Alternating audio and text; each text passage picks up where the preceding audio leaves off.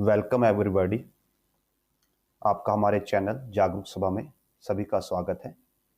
ये हमारी एक छोटी सी सीरीज़ है पे कमीशंस को एक्सप्लेन करने के रिगार्डिंग, जो हम आपके सामने लेके आ रहे हैं। और इस सीरीज़ में हम 2 से 3 वीडियो बनाने वाले हैं सो दैट जो अभी 8th पे कमीशन आने वाला है, सो आप एक तो जो आपका 8th पे कमीशन आने वाला है उससे आप अपनी एक्सपेक्टेशंस जान पाओ कि आप क्या एक्सपेक्ट कर सकते हो, और साथ में कि कोई पे कमीशन कैसे काम करता है, कैसे चीज़ों को डिसाइड किया जाता है। तो ये हम आपके सामने यहाँ पे ईज़िली एक ईज़ी वे में एक्सप्लेन करने की कोशिश करेंगे, और साथ में आपको ये भी बताएंगे कि पे कमीशन ने क्या-क्या रिकमेंड किया था प्रीवियस पे कमीशन ने, और उसने वो जो रिकमेंडेशन दी थी वो क्यों की थी, और उसमें से क्या चीज़ जो गवर्नमेंट ने अडॉप्ट की और क्या चीज़ें गवर्नमेंट ने अडॉप्ट नहीं की। तो ये हमारी एक वीडियो सीरीज़ होगी 2-3 वीडियोज़ की। सो होपफुली आपको पसंद आएगी। तो अगर आपको वीडियो पसंद आए तो लाइक कीजिए, चैनल को शेयर कीजिए, वीडियो को भी शेयर कीजिए, इस चैनल को सब्सक्राइब कीजिए। So with this let's start. So first of all, ये जो हम जो यहाँ पे डाटा ले रहे हैं वो सब ऑफिशियल डाटा है। मीन्स हमने अपने आप से कोई भी डाटा नहीं बनाया है। ये एग्जैक्ट जो 7 सीपीसी है उसकी जो रिपोर्ट है जो पीआईबी ने रिलीज की थी, और आपको आप 7 सीपीसी सर्च करते हैं तो आपको इंटरनेट पे मिल जाएगी। या इसकी 5-6 रिपोर्ट है हमारे पास, मीन्स जो अलग अलग डॉक्यूमेंट रिलीज हुए थे। तो हम इस वीडियो में कोशिश करेंगे कि आपके सामने फर्स्ट टू डॉक्यूमेंट्स हैं उनको कंप्लीटली स्टडी करें। सो सबसे पहले जो डेट ऑफ इम्प्लीमेंटेशन है सीपीसी की, वो डेट ऑफ इम्प्लीमेंटेशन यहाँ पे 1 जनवरी 2016 थी। और इसके अंदर जो मेजर चेंज किया गया था बेस ऑफ आयकवार्ड फॉर्मूला।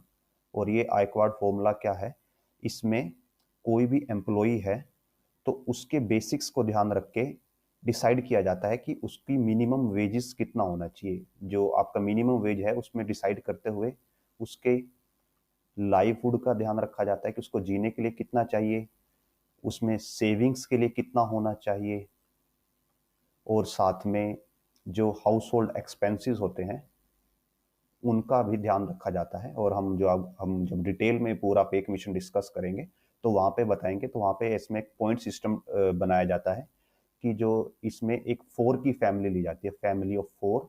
और उसकी फैमिली ऑफ 4 के अंदर क्या किया जाता है, जो मैन है जो कमाने वाला है, मीन्स बिकॉज ये फॉर्मूला बहुत पुराना है तो इस फॉर्मूला के हिसाब से जो अर्निंग पर्सन है वो मैन है, तो उसको 1 यूनिट माना जाता है।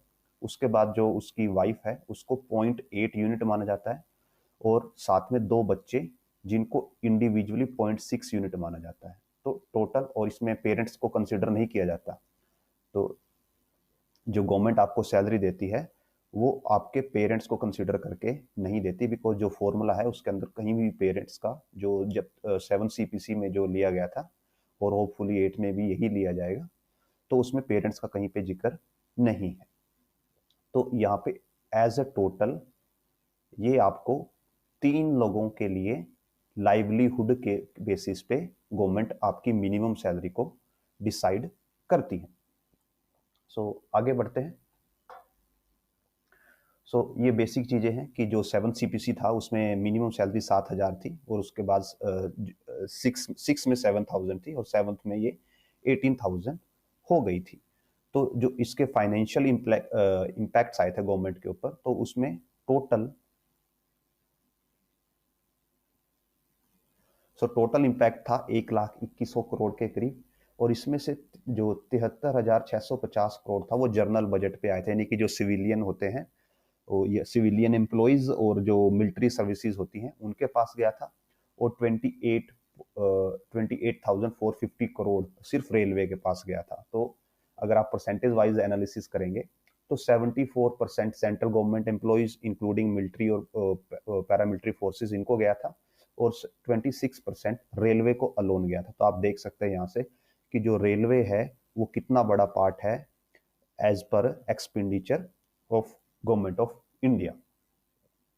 नाउ अभी आपने न्यूज़ में भी देखा होगा कि बहुत से न्यूज़ चैनल हैं और बहुत से यूट्यूब पे भी आपको वीडियो बनाने वाले मिल जाएंगे जो कि बोल रहे हैं कि अभी जब आपका 8 सीपीसी आएगा तो आपको 30% राइज मिलेगा सैलरी में, 40% राइज मिलेगा, कोई तो 50% राइज भी बोल रहा है। तो वो सब जो क्लेम्स हैं वो सभी बोगस क्लेम्स हैं। ऐसा इन रियलिटी कुछ नहीं होने वाला, ना ही प्रीवियस में हुआ था। और ये हम कैसे बोल सकते हैं, बिकॉज ये गवर्नमेंट ऑफ इंडिया का ही खुद का रिटर्न डॉक्यूमेंट है दैट इंक्रीज इन पे विल बी 16%। गवर्नमेंट ने खुद बोला है अपनी प्रेस रिलीज में कि जो पे है, और यहाँ पे हम बेसिक पे की बात कर रहे हैं, कि 7 सीपीसी में बेसिक पे में 16% का इंक्रीज हुआ है, और ये भी ऑन एवरेज इंक्रीज है। हम आपको आगे फर्दर कैलकुलेशन करके दिखाएंगे कि एक्चुअल इंक्रीज इतना भी नहीं है। ऑन एवरेज इंक्रीज 16% का हुआ बेसिक पे के अंदर, और जो अलाउंसेज वगैरह थे उनके अंदर 63% का इंक्रीज हुआ। तो यानी कि जो भी एम्प्लॉयज थे उनका जो मैक्सिमम बेनिफिट हुआ वो अलाउंसेस से हुआ था, ना कि जो उनके बेसिक पे से इंक्रीज हुआ था। और जो पेंशनर थे, पेंशनर्स की पेंशन में अराउंड 24% का इंक्रीज हुआ था, बिकॉज जो पेंशन है उसके अंदर बेसिक का कंपोनेंट आता है और डीए का कंपोनेंट आता है, तो उसके बेसिस पे टोटल 24% का चेंज हुआ था। नाउ जब 7 सीपीसी लगा था तो उस टाइम पे जो फिटमेंट फैक्टर दिया गया था वो था 2.5 का। तो अब आप यहीं से आइडिया लगा लीजिए कि जब 2.5 का फिटमेंट फैक्टर दिया गया था तो उस फिटमेंट फैक्टर पे 16% का इंक्रीज मिला था बेसिक के अंदर एम्प्लॉयज को। तो जो अभी का प्रपोज्ड फिटमेंट फैक्टर है वो 1.8 टू 2.0 है एज पर माय रिसर्च। तो उसमें आपको कितना ही इंक्रीज मिल पाएगा, जो कि यहाँ पे क्लेम किया जा रहा है। बहुत से रिपीटेड चैनल्स हैं और टीवी मीडिया आउटलेट्स हैं जो 30, 40, 50% का इंक्रीज बोल रहे हैं। तो ऐसा कुछ नहीं होगा, हम आपको फर्दर आगे कैलकुलेशंस में भी दिखाएंगे।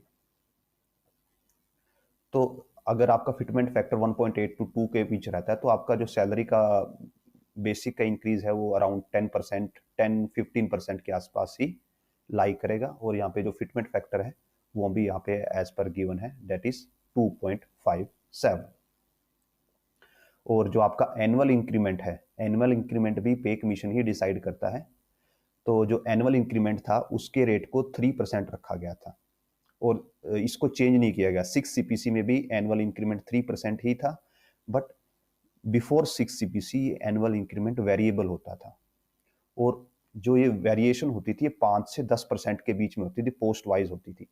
तो 6 पीसी जो 6 पे कमीशन में था उसको, उसके अंदर इस चीज को कट कर दिया गया और इसको फिक्स कर दिया गया कि सबको 3% ही मिलेगा, जबकि उससे पहले ये वेरिएबल था। और इवन इन 8th पे कमीशन जब हम ये वीडियो रिकॉर्ड कर रहे हैं तो जो जेसीएम है, जॉइंट कमेटी है, उससे रिकमेंडेशन के लिए मांगा गया है। So hopefully they submit that this annual increment rate should be increased. आगे बढ़ते हैं। अब आगे हम आपको डीएस का जो डीए थे, मींस 7 सीपीसी लगने से पहले के जो डीए थे और जो अभी 8 सीपीसी लगने से पहले के जो डीए हैं, हम उनको आपको कंपेयर करके दिखाते हैं और आप देख पाएंगे उनमें कि कितना ड्रास्टिक चेंज है। तो ये हमारे पास डीए टेबल है। ये जनवरी 2006 से स्टार्ट होती है जब डीए 6 सीपीसी लग गया था और डीए 0 पे रीसेट हो गया था। और ये जनवरी 2016 की रिपोर्ट है जहाँ पे डीए 0 है, यहाँ पे 7 सीपीसी लग चुका है, यहाँ पे 6 सीपीसी लग चुका है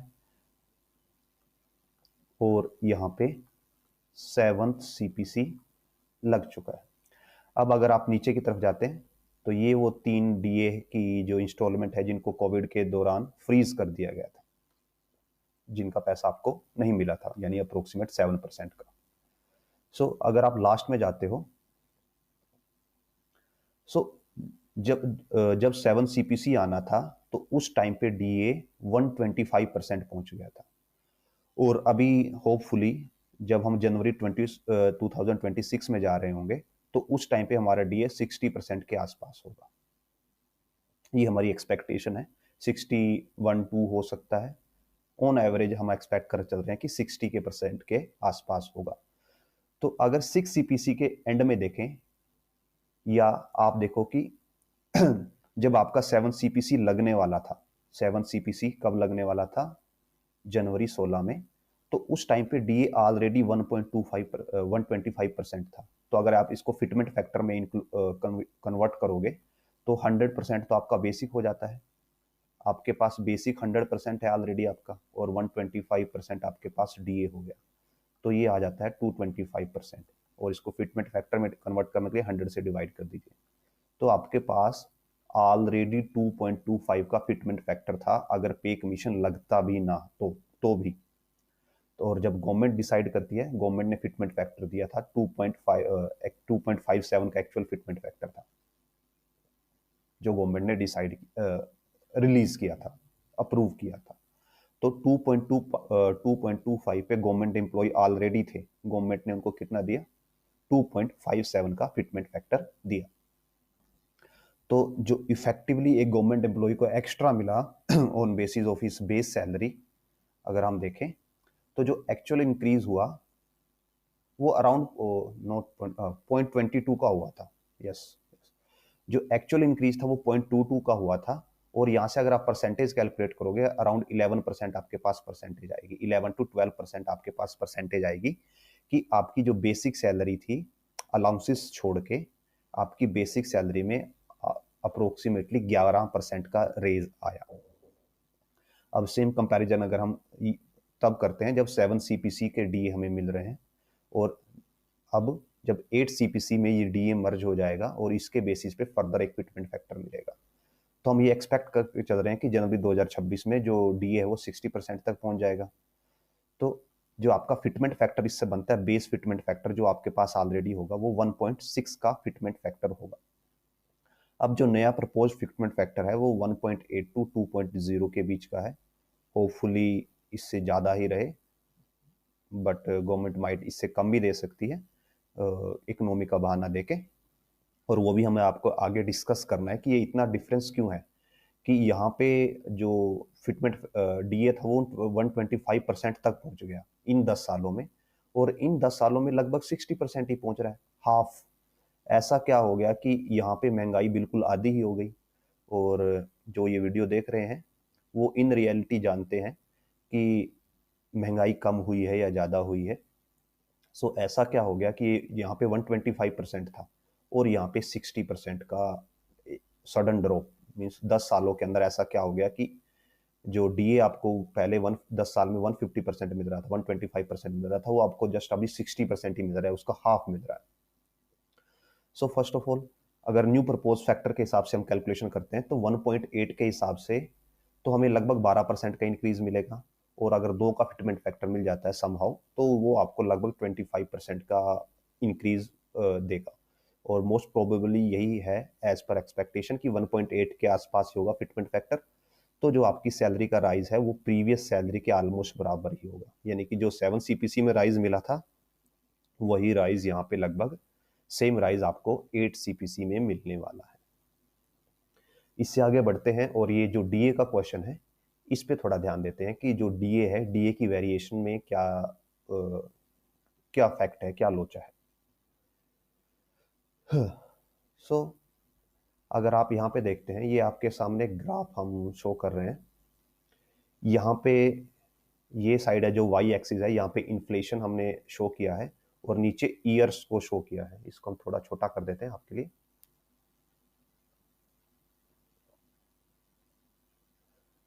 ये 2005 से 2024 तक का डाटा है ईयर ऑन ईयर इन्फ्लेशन का। और अगर आप यहाँ पे देखते हो कि 2005 में ये वो साल है 2006 जब पे कमीशन लगा था, और यहाँ पे ये वो साल है जब 7 CPC लगा था। ये 6 CPC लगने का साल है और ये 7 CPC लगने का साल है। तो अगर आप देखो कि इस सिनेरियो में जो महंगाई है या इन्फ्लेशन है 2006 के बाद से 2010 तक ड्रास्टिक इंक्रीज करती है। उसके बाद ये मैक्सिमम 12% तक जाती है, फिर ये अराउंड यहाँ पे ये अराउंड 9% होगा, समथिंग 9% पे आती है, फिर से बढ़ती है 10% तक, और सडनली 2014 में 10 से सीधा कितना चली जाती है, ये अप्रोक्सीमेट 7 है और 6.5 है। तो ये 10% से यहाँ से सीधा 6.5 पे चली जाती है। तो यहाँ पे जो मेन पेंच है वो ये है कि 2014 में सरकार ने महंगाई मापने का तरीका ही बदल दिया। पहले गवर्नमेंट WPI यूज करती थी, अब गवर्नमेंट CPI यूज करती है। WPI क्या होता है? होल सेल प्राइस इंडेक्स होता है, और जो CPI है ये कंज्यूमर प्राइस इंडेक्स होता है। WPI में वो चीजें आती हैं जो as a whole sale use की जाती हैं, और ये क्या होता है? ये इंडस्ट्री ड्रिवन होता है कि अगर इंडस्ट्री में थोड़ी सी भी महंगाई आ गई वो WPI में रिफ्लेक्ट करती है। जो CPI है ये कंज्यूमर ड्रिवन होता है कि जब कंज्यूमर पे महंगाई आएगी तो वो CPI में रिफ्लेक्ट होगी। WPI का डाटा थोड़ा फास्ट होता है बिकॉज प्रोडक्ट को इंडस्ट्री से बन के कंज्यूमर तक पहुंचने में टाइम लगता है। तो अगर महंगाई आई है तो सबसे पहले इंडस्ट्री पे आती है, फिर इंडस्ट्री उसको पास ऑन करती है कंज्यूमर पे। तो WPI पहले आपको डाटा दे देगा कि महंगाई आ चुकी है, और CPI ये डाटा लेट देता है। और नॉर्मली, वैसे ये कोई रूल ऑफ वो नहीं है, कोई मैथमेटिकल रूल नहीं है, जो नॉर्मली WPI है वो CPI से ज़्यादा होता है। तो यहीं पे गवर्नमेंट ने ये खेल किया कि पहले इन्फ्लेशन जो है वो WPI के बेसिस पे मापी जाती थी, और WPI नॉर्मली CPI से ज़्यादा ही रहता है। जो बच्चे यहाँ पे जिन्होंने कभी UPSC की प्रिपरेशन की होगी और CGL के लिए प्रिपेयर किया होगा तो उनको इसका आइडिया होगा इकोनॉमिक्स में कि ये रूल ऑफ थंब है। ऐसा ऑलवेज गारंटी नहीं है, बट नॉर्मली WPI है वो CPI से ज़्यादा रहता है। जैसे कि कोविड के टाइम पे था, कोविड के टाइम पे WPI 10% को क्रॉस कर रहा था, और जो CPI है वो 4% के आसपास था। और आप यहाँ पे इन्फ्लेशन देख सकते हैं कि जो ये इन्फ्लेशन है ये कोविड का टाइम है। यहाँ पे आप देखो कि इन्फ्लेशन भी 5% के आसपास है। So this is the main reason कि जो आपके DA पहले WPI के बेसिस की इन्फ्लेशन पे एडजस्ट होके आते थे, अब वो DA CPI की इन्फ्लेशन पे एडजस्ट होके आ रहे हैं। दैट्स वाई जब 6 CPC चल रहा था तो उस टाइम पे DA का इंक्रीज कितना था? 125% तक चला गया था, और जो अभी सिर्फ 60% तक जा रहा है। उन सालों में DA के अंदर आप यहाँ पे देखिए 2012-13 में 8% का चेंज, 10% का चेंज, 10% का चेंज यहाँ पे आपको कभी नहीं मिलेगा। यहाँ पे इस जो ईयर है उसके अंदर ऑलमोस्ट 7% का ही आपको चेंज मिलेगा, उससे ज़्यादा चेंज कभी नहीं मिलेगा। सो ये DA से रिलेटेड था। अब इसी रिपोर्ट में हम आगे बढ़ते हैं। जो गवर्नमेंट थी उसने 7 CPC में जो MACP होती है, modified assured career progression scheme, जिसमें 10-10 ईयर के बेसिस पे आपको नॉर्मल इंक्रीमेंट्स मिलते हैं अगर आप means without any due to any other reason आपका प्रमोशन नहीं हो पा रहा, तो उसने उस स्कीम को भी स्ट्रिंजेंट कर दिया कि अब आपको गुड होने से काम नहीं चलेगा, अब आपको वेरी गुड होना पड़ेगा, तभी आप इस MACP स्कीम का फायदा उठा सकते हो। और साथ में एक और प्रपोजल लेके आई गवर्नमेंट कि इंक्रीमेंट्स को रोका जा सकता है। अगर किसी की परफॉर्मेंस उनको अच्छी नहीं लगती है तो उसके जो इंक्रीमेंट है, एनुअल इंक्रीमेंट है, उसको रोका जा सकता है, उसको विदहोल्ड किया जा सकता है। बट इसमें एक और साथ में ये भी दिया गया था, जब हम प्रॉपर रिपोर्ट आपको दिखाएंगे उसमें दिखाएंगे कि इसको एक क्राइम नहीं माना जाएगा। मीन्स ये क्रिमिनल ऑफेंस नहीं है, जस्ट ये एक टाइप के बूस्ट का काम करेगा जो गवर्नमेंट एम्प्लॉयज हैं उनके लिए, कि आप अपनी एफिशिएंसी को बरकरार रखें सो दैट आपको एनुअल इंक्रीमेंट्स मिलते रहें। इससे आगे बढ़ते हुए जो शॉर्ट सर्विस कमीशन था उसकी एग्जिट टाइम को 7 to 10 ईयर्स के बीच में कर दिया गया था। और जो गवर्नमेंट ने उसने मैक्सिमम अलाउंसेस 7 CPC में, जो ये सबसे बड़ा एक वन ऑफ द चेंज था, 7 CPC में 52 अलाउंसेस को बिल्कुल ही खत्म कर दिया गया था। कि पहले आपके पास बहुत सारे अलाउंसेस होते थे, उन्होंने 52 अलाउंसेस को बिल्कुल ही फिनिश कर दिया, और 36 अलाउंसेस को दूसरे अलाउंसेस के साथ मर्ज कर दिया, उनको दूसरे अलाउंसेस के साथ मर्ज कर दिया, और बहुत ही गिने चुने अलाउंसेस ही रखे, जैसे हार्ड एरिया अलाउंसेस वगैरह और हाई एल्टीट्यूड अलाउंसेस वगैरह। उसके बाद HRA आता है, ये अलाउंसेस। उन्होंने मैक्सिमम अलाउंसेस को फिनिश कर दिया और जो थोड़े बहुत अलाउंस थे वही रखे। और जो HRA है उसके लिए इंट्रोडक्शन दी कि जो HRA है वो 24% पे किया जाएगा, और इसमें 24, 16, 8% जो अभी रेट यहाँ पे अभी 30, 20 और 10% चल रहा है on the basis of XYZ cities. और ये भी यहीं पे लिख के दिया गया था कि अगर DA 50% को क्रॉस करता है तो रिवाइज HRA 30, 20, 10 हो जाएगा। और यहाँ पे जो अलाउंसेस थे सभी नॉन इंटरेस्ट बेयरिंग अलाउंसेस उनको फिनिश कर दिया गया। नॉन इंटरेस्ट बेयरिंग अलाउंसेस कौन से होते हैं कि आप एक ऐसा एडवांस लेते हो अपने ऑफिस से, या एक टाइप का ऐसा लोन लेते हो जिस पे आपको कोई इंटरेस्ट नहीं देना, तो ऐसे सभी एडवांसेस को ख़त्म कर दिया गया। और इंटरेस्ट बेस्ड अलाउंसेस में भी या एडवांसेस में भी जो कंप्यूटर है और हाउस बिल्डिंग एडवांस, ये मोस्टली शायद लोगों को ना पता हो कि हाउस बिल्डिंग एडवांस नाम की भी एक चीज़ होती है जिसकी लिमिट आपके पास 25 लैक्स है, जो कि आप ऑफिस से ले सकते हो। और पर्सनल कंप्यूटर एडवांस का तो लोग फ़ायदा उठाते भी हैं। एक ये जो पॉइंट नंबर 16 है जिसको CGEIS बोला जाता है, central government employ group insurance scheme, इसको गवर्नमेंट ने इंक्लूड नहीं किया। मींस इसका प्रपोजल ये था कि जैसे अभी अगर आप सेंट्रल गवर्नमेंट एम्प्लॉय हैं तो आपके अराउंड 60 रुपीज़ यहाँ पे डिडक्ट होते हैं मंथली बेसिस पे, और उसके बेसिस पे आपको एक स्मॉल इंश्योरेंस मिलता है। तो जो 7 CPC था उसमें ये रेकमेंड किया गया था कि इस अमाउंट को इंक्रीज कर दिया जाए। और जो इंक्रीज है वो भी हम आपको सामने शो कर देते हैं कि अगर अभी आप नॉर्मली 6 to 9 पे स्केल पे आते हो तो इसको 60 रुपए से बढ़ाकर 2500 रुपए करने के लिए बोला गया था। और अभी आपका जो इंश्योरेंस अमाउंट है वो जस्ट 60,000 है, सिर्फ 60,000 रुपए है। तो उस केस में अगर ये हो जाता तो इंश्योरेंस अमाउंट लगभग 25 लैक्स के पास चला जाता, बट गवर्नमेंट ने इसको इम्प्लीमेंट ही नहीं किया।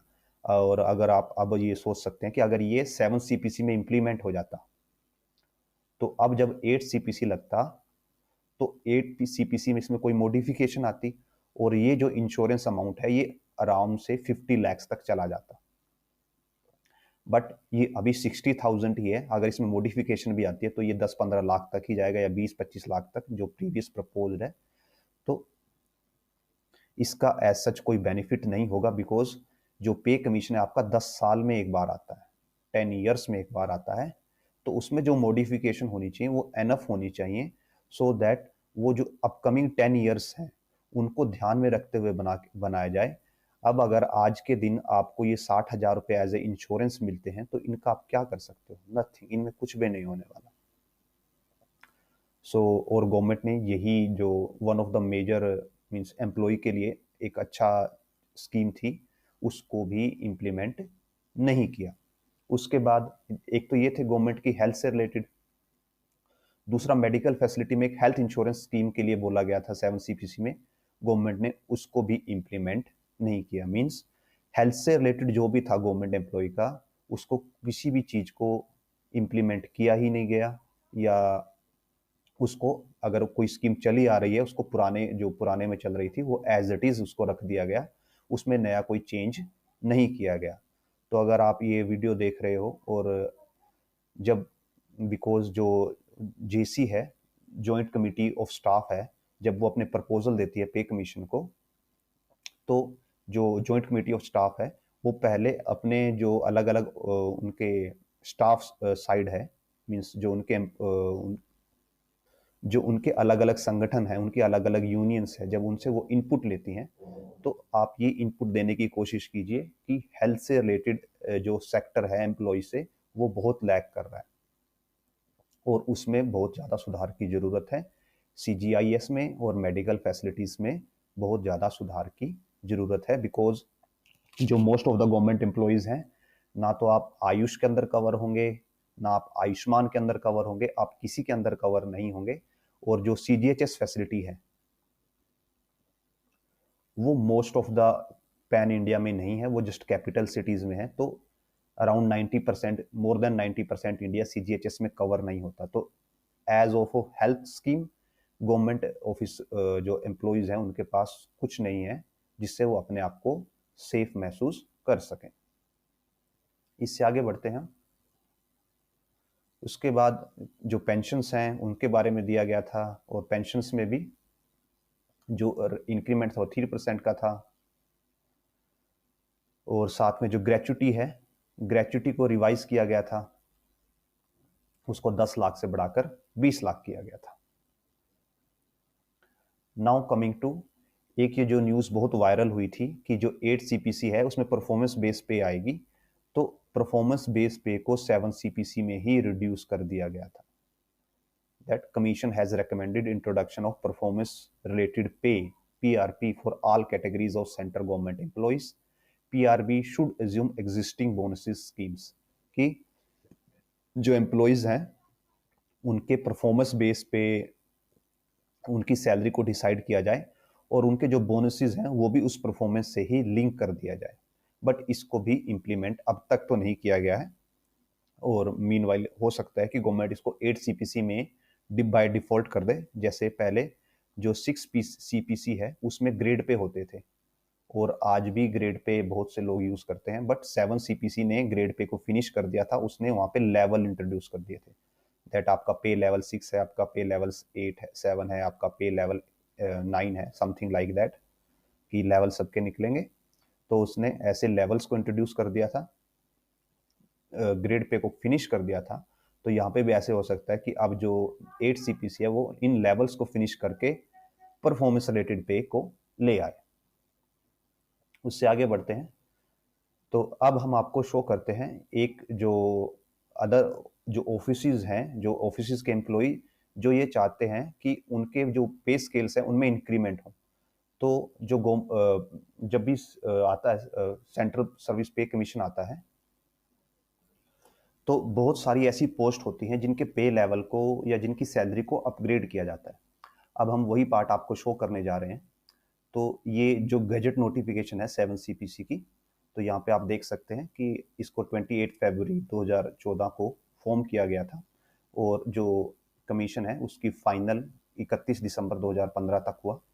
तो उसको ऑलमोस्ट टोटल 2 साल का टाइम लगा था ये अपने वर्क को कंप्लीट करने में। सो अब अगर नीचे जाके देखें हम,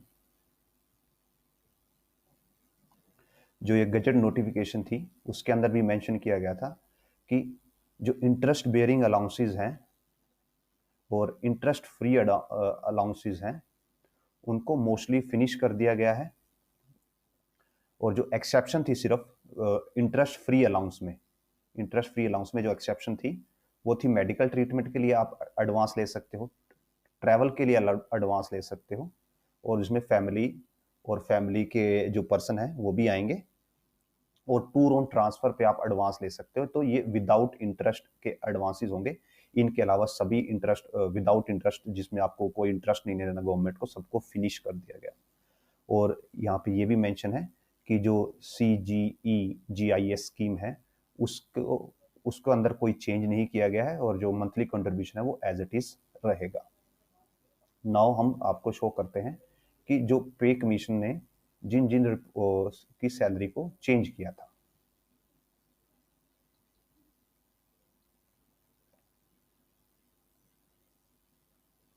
ये जो MACP है, ये MACP टर्म्स थी कि MACP 10, 20 और 30 ईयर्स पे मिलेगी आपको इन द न्यू पे मैट्रिक्स।